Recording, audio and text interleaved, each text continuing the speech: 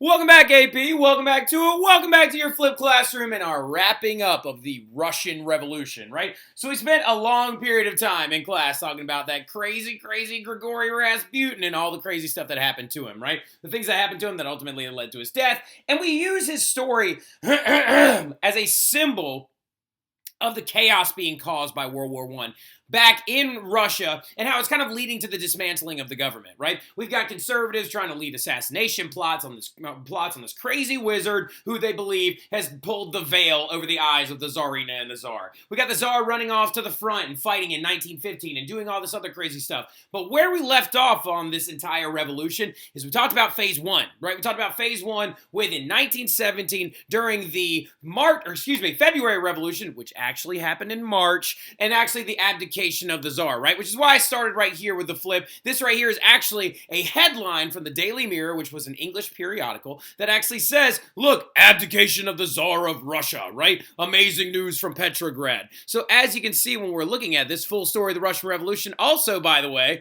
another British game, because we got all that crazy stuff going on with the censoring of the press and stuff like that. The British didn't really gain anything. The stalemate was still ensuing on the Western Front.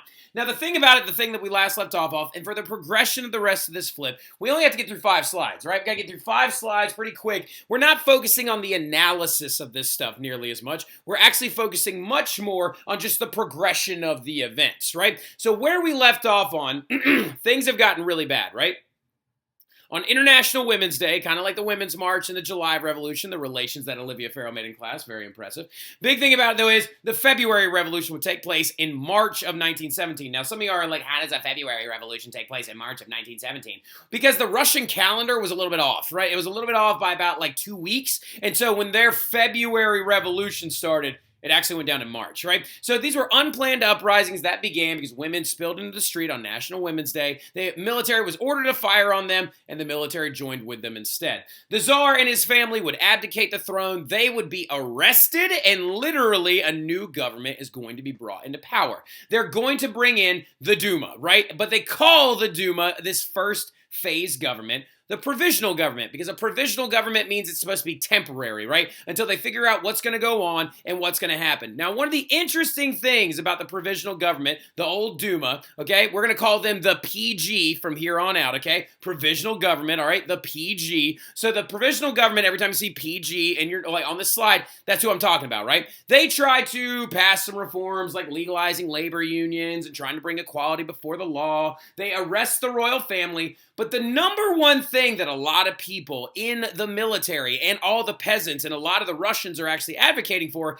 is they want out of World War I. A huge number of them are like, look, our army men are deserting. They want to go home. Their farms are being destroyed. All this other stuff is going down, and we are losing to the Germans, and the Germans are pushing the lines all the way back into Russia. So let's get out of this war. But the provisional government, being led by this man right here, by a man by the name of Alexander Kerensky, refuses to get out of the war and actually decides to stay in it, right? So because of that, the Russians are going to be heavily angered, right? They're going to be really, really upset and be very, very heavily angered because they feel as though their demands are not being met. So we see the rise of a shadow government, right? Now, this is really interesting, okay? A shadow government is a government not sanctioned by the actual ruling class, right? The Duma is actually trying to rule as the provisional government, and then there's a secret government in the back that's trying to orchestrate things from behind and lead other rebellions and small uprisings. And they have a name, and their name is the Petrograd Soviet. Now, this first thing you're gonna definitely need to write down,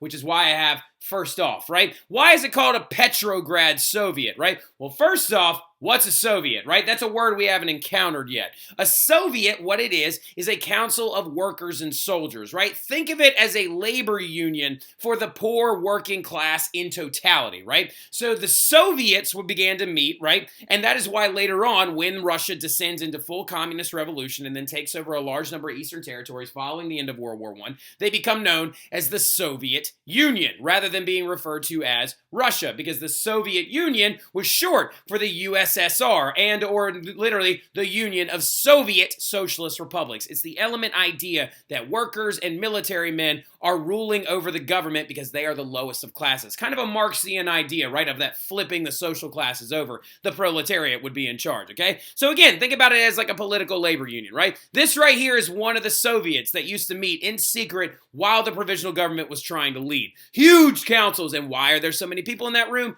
Because remember, Russia has a massive gap between the poor and the wealthy, all right? Now, second of all, what's Petrograd? As we already know, that's St. Petersburg, right? Don't forget that. They changed the name because it sounded too German, right? Now, it started out as a rival government, right? Trying to pass different things and try to destabilize the provisional government in the hopes of bringing on a communist revolution. Now, the thing about it is, though, is they have one giant problem. They're not super organized, right? So they're not very organized. There's way too many people that are actually trying to vie for control of the Petrograd Soviet. So the provisional government is kind of able to just ignore them and like move on with their day. Well, the thing about it is that we have a good example of their unorganizedness. Now, what that example is this thing called Army Order Number 1. So Army Order Number 1 is a decree that the Petrograd Soviet issued in secret without the provisional government approving it. And what Army Order Number 1 said, that literally your officers were not elected. You did not vote for your officers. They were born into this process because of the vestiges of feudalism in Russia. So one, you do not have to listen to any army officer that was not elected before you or you did not choose. And also, if you want to desert, go ahead and desert, right? So the Petrograd Soviet is trying to destabilize the military, hoping in the long run that the provisional government will eventually pull everybody out of World War I. Well, the thing about it is that did actually lead to uprisings because like soldiers are going to be running off and going back to their farms and trying to actually get food, and they're like deserting soldiers in mass. But it didn't have the effect that the Petrograd Soviet wanted, right? The Petrograd Soviet was hoping that the military men would then come to places like Petrograd and Moscow and help lead this revolution. But they actually mostly just went home, right? And it just continued to destabilize the military. So what they really need is a leader, right? And so we see the rise of this leader, and the leader of the Petrograd Soviet being a man named Vladimir Lenin. You need to highlight this dude's name like 86 times. He's crazy, crazy, crazy important, okay? So Vladimir Lenin will actually show up in Germany and hop off a train in 1917, right? After everything has gone down in April of 1917, Vladimir Lenin steps off a train that he actually came in from, bound from Switzerland, and he decides to come in and lead this Russian revolution, right? He would be the very first leader supreme of Russia, or the supreme leader of Russia in the USSR, because he is going to be the man that leads the communist revolution, right? He also, though, is very important because you got to know a little bit of his backstory, okay? He studied all of Marx's teachings, okay? Now, the thing that's interesting about him is he was actually inspired by his older brother. When his older brother was a university student, his older brother started trying to espouse socialist and communist ideas taught by Marx at his university. But this would lead to the arrest of his brother and also the exiling of his family. Vladimir Lenin spent some time out in Siberia while he was exiled from the larger cities, but eventually, after trying to organize more communist teachings and more socialist uprisings and things like that, and also studying law as he became an older man, he actually starts realizing that they needed to revise Marx's ideas a little bit. That's why Lenin's ideas are sometimes not referred to as Marxism. They're sometimes referred to as Leninism, because he took Marxism and changed it a little bit, right? So the big thing that you got to remember about Marx is that Marx believed that violence is going to be the only thing that destroys capitalism, of which Lenin agrees. He thinks that the only way to actually destroy capitalism is with a violent uprising, right? He agreed with this. Now, here's the difference, though. Marx actually proclaimed a lot of different things, that industrialism was not necessary for a communist society, and that we could ignore it and move back towards agrarianism and things like that, because basically, in the long run, the industrialists were keeping us down. Lenin believed you needed industrialization to try and create a more stable system. Marx also believed that communities would elect their own people, their own governing bodies, and that it didn't matter how educated they were or anything like that. It all depended on their ideas for the community itself. Now, Lenin disagrees with this, and he thinks that an elite group of educated people must lead the revolution because you cannot trust the common uneducated worker to lead it. Now, he actually moves into a new political party, and the political party that he starts trying to get elected into the actual provisional government with and into the Petrograd Soviet is a group known as the Russian Social Democratic Labor Party, right? Well, the big thing you need to understand about it, though, is that there was disagreements in this party. So this is the Socialist Party of the Russian Revolution, right? The Russian Social Democratic Labor Party. Now, the thing about it, though, is that there is a majority perspective in this party, and there's also a minority perspective. And we'll clarify those two things a little bit right here. But they were known as Bolsheviks or Mensheviks, right? Now, Vladimir Lenin was one of the Bolsheviks, okay?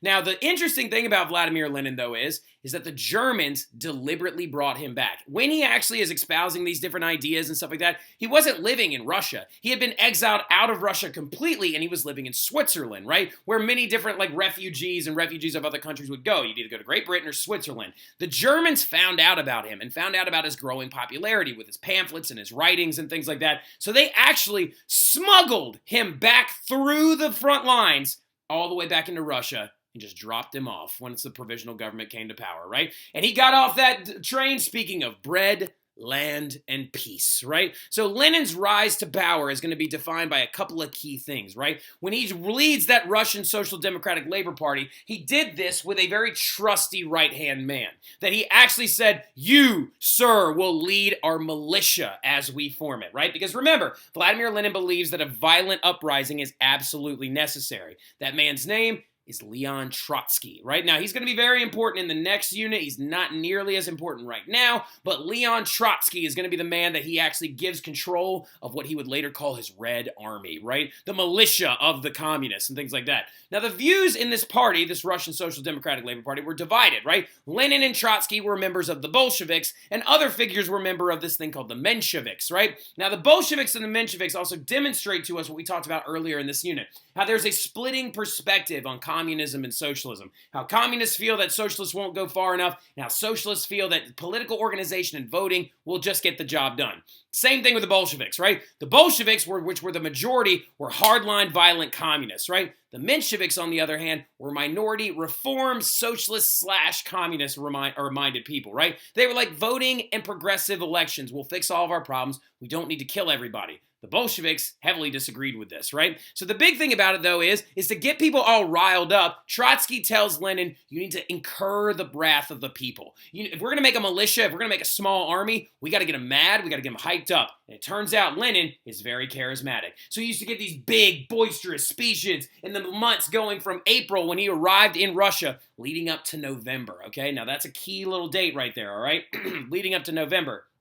He would rile everybody up, demanding a withdrawal from World War I, demanding a redistribution of labor and profits and wealth and things like that, and then demanding a feeding the people, right? Hence his bread, land, and peace, right? And he did so well, in fact, that he declared a coup of the provisional government. He organizes enough poor people together. Leon Trotsky gets them weapons, trains them, and makes a small military out of the deserting military members that the provisional government, or that the Petrograd Soviet couldn't quite keep organized, right? Now, going into it, we then see the growth of a massive event known as the October Revolution, right? Now, the October Revolution, ironically enough, happened in 1917, but it's when Vladimir Lenin and Leon Trotsky, with their militia, and another famous figure in about 2 seconds we'll talk about, showed up in the streets with guns, weapons, and a military, and they stormed into the provisional government and overthrew it completely, right? They stormed into the provisional government, ceased all of its operations, and declared that a new government would actually rise in its place, and it would be a communist government